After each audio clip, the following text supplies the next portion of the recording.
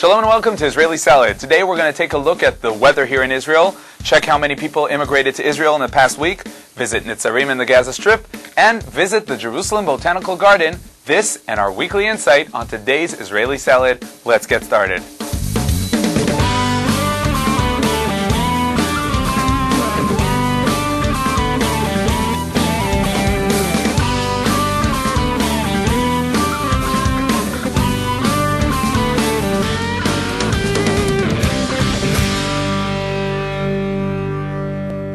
Every few mornings here in Israel, you can hear the most famous American accent on Israeli radio. I'm talking about Robert Ulinsky, the weatherman.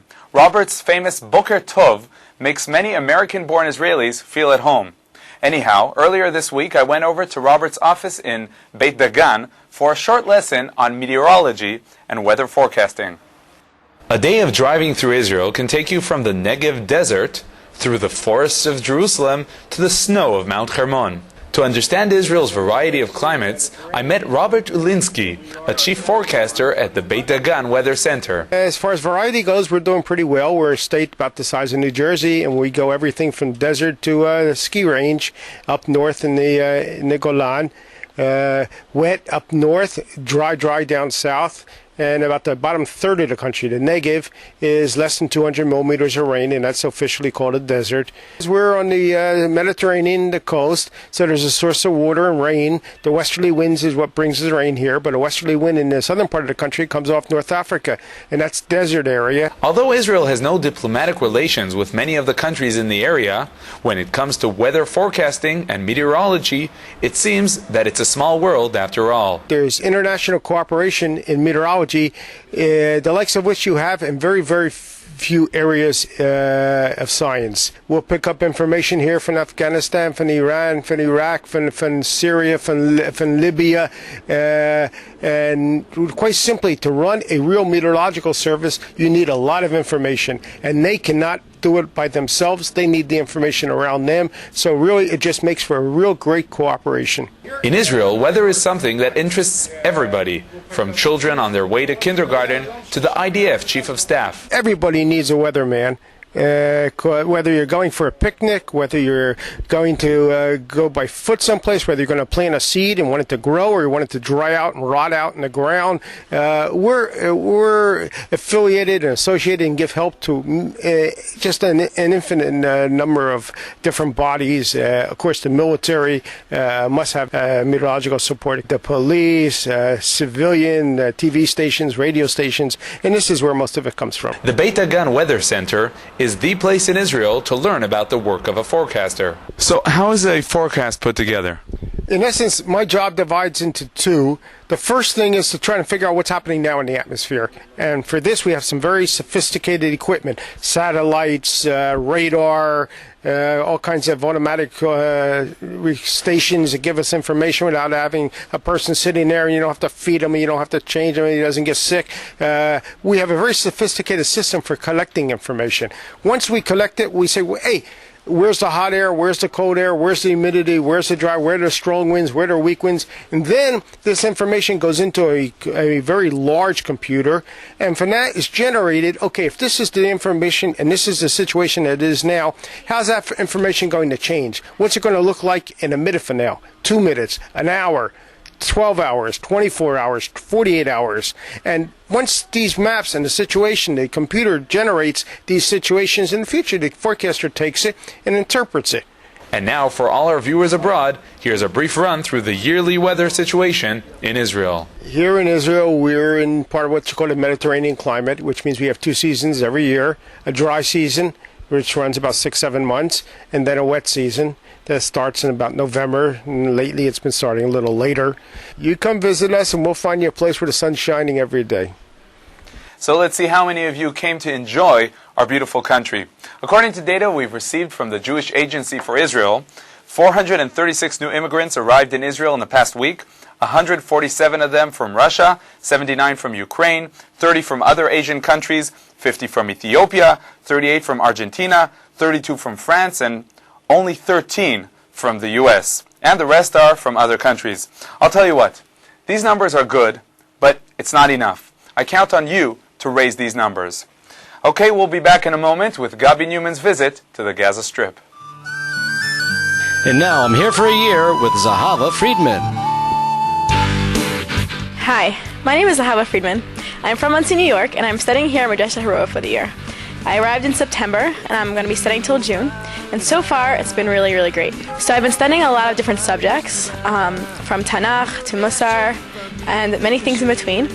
And we've been going on a lot of tiyulim, from the north to the south, from the desert to the water. It's great learning here in the Old City. We have a lot of visitors constantly from all different places, all different religions coming by.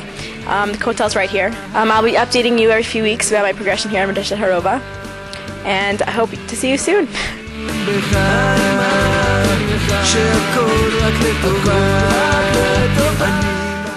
On the Shabbat of Parashat Vayishlach, Yudchet Kislev, the annual Nezarim Shabbat takes place.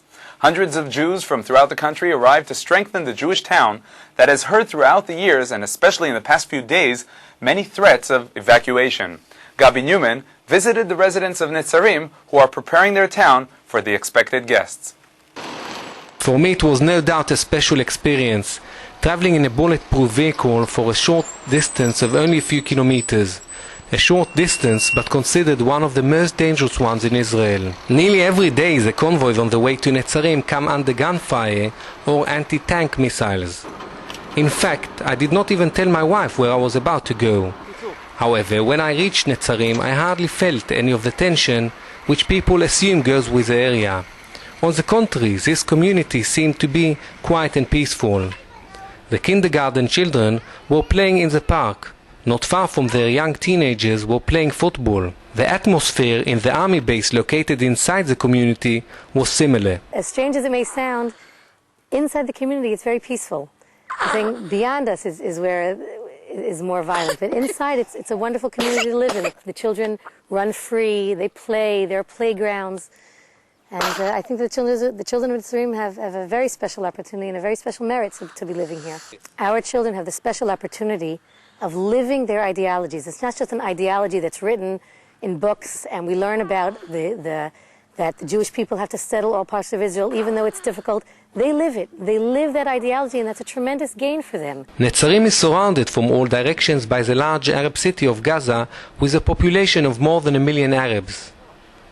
Large IDF units are fully devoted to protecting the 60 families living here. I think the uniqueness of living in Nezarim is that everything is pinpointed, everything is emphasized here.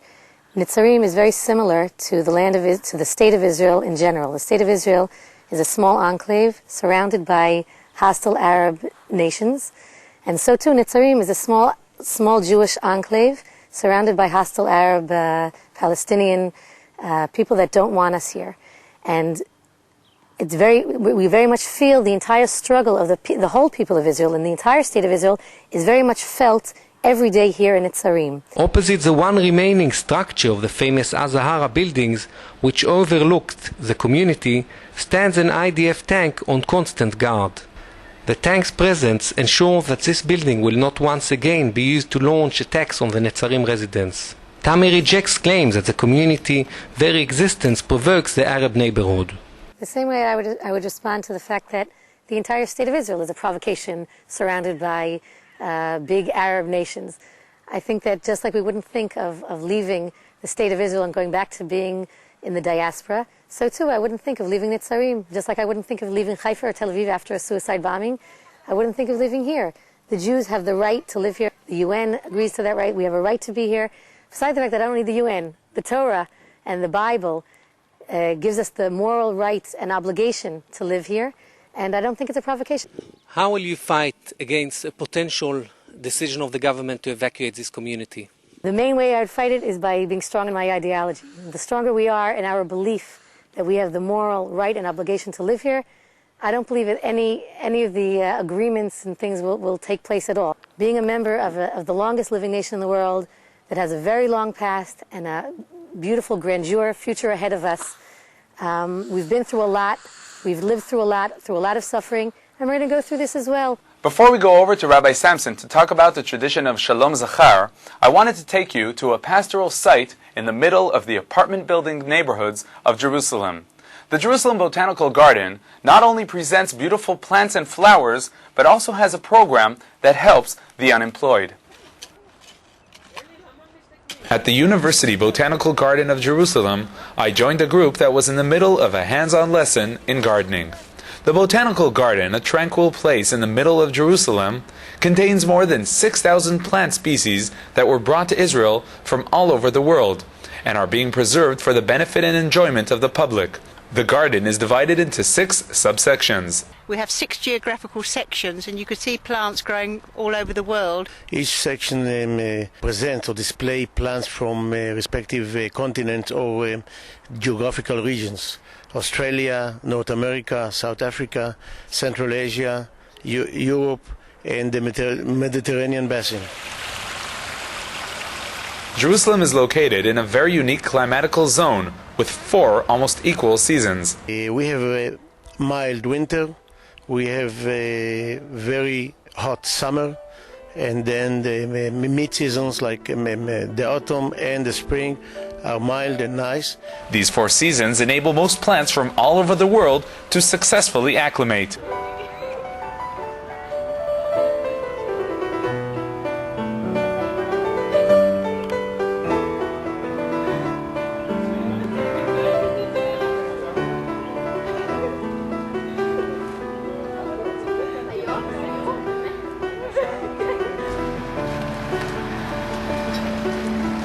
The bonsai collection was donated to us by 2 special friends of the garden.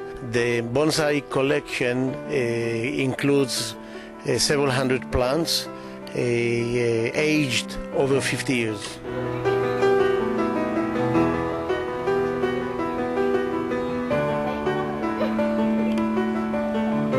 One of our major jobs here is plant introduction.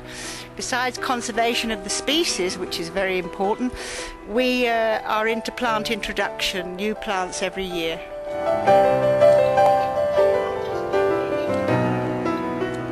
The group I joined is part of a special program initiated in collaboration with the Ministry of Agriculture and the Ministry of Labor and Welfare. Men and women looking for employment can join the Botanical Gardens course, become licensed gardeners, and try to join the industry of botanics, gardening, and landscape design. We want to become independent gardeners afterwards, most of us. And we want to work in gardens and make Israel beautiful. I am having a really good time here. It's really interesting. It's really high level of teaching here. We like it. We're working the land here in Jerusalem. We're making this garden beautiful, and we're learning all about trees, flowers, the soil of Arutz Israel, and it's really enjoyable. We learn botanics, climate, plant structure, ecology, about the soil and water. I really want to be a gardener. In addition to the people looking for a blossoming career in botanics, some visitors come to the Botanical Garden to learn of the importance of preserving plants. Some come to learn how to cultivate their own gardens, and some come just to relax. We have almost 2,800 plant species in Israel, which 400 are endangered, and we teach the children how to protect them. We have a program for a shelter for endangered species program, which the children take part in it. We're going to the wild, collecting seeds and plant material, bringing here and propagating them in order to replace them back to their original places. It's a nice place, it's a nice garden. I know many botanical gardens around the world, and this is a nice one. Kind of a big one and nice variety. It provides lots of information to people who are dealing with gardening, who are interested in gardening.